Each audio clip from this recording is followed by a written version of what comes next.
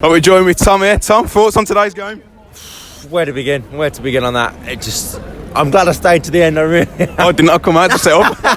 I knew you would. North Banker and all. To be a Wolves fan, 4-3 again.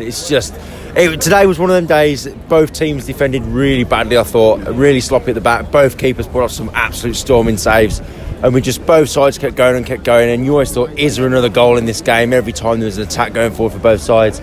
Do you really pick any negatives out of today after a win last minute like that? Last minute win. I know, but we're last minute specialists again, aren't we?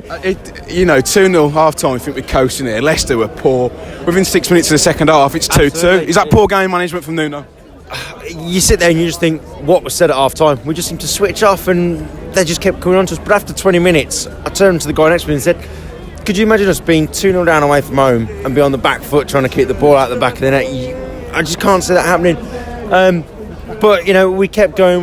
The substitutions, when they happened, I was a bit. I don't really know what instruction Gibbs White was given. He just seemed to run around a bit. He's been poor the last few games, hasn't he, Gibbs White, and he's come on. Considering the performance he's given compared to he came into a stormer, didn't he? He was brilliant when he first came into the scene. Absolutely. I think because that performance against Tottenham at home, a lot of people go, get Gibbs White on, get Gibbs White on. Last Monday he kept running into trouble a lot at Man City, and he's just kind of doing the same today. I don't really know what the thinking was behind it. Dendoncker, I thought, was absolutely barnstorming. What a player! What a player! Where has he been? I know you think I know you think he runs around like he runs in treacle, but he just runs like when you see these walking races when only got one foot can leave the floor.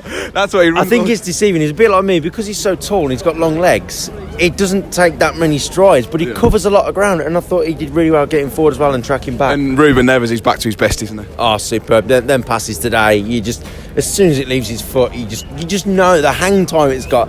It's like he's got a pitching wedge, and he's just like, I'm going to clip this. It's just going to land next to the flag. Diogo Jota just kept going. It's fantastic. Jimenez. What's the fee for the end? At the end of the 30 million, around the 30 million mark. Yeah. It seems like a bargain in this market. Let's have a whip round because I think everyone wants him to. Absolutely, fantastic. So, who's your man of the match today? It's a tough one. I'd probably have to go for Martinho or Dendoncker just purely for the shift that they put in. I mean, Dendoncker. Jota scored 3 goals. Give me man of the match. No, I see where you're coming from, but they really kept going today. Jota was absolutely fantastic. I wish I could give 3 man of the match awards, but you're probably right. Jota is certainly worthy. So is Martinho, and so is Dendoncker. It's fantastic.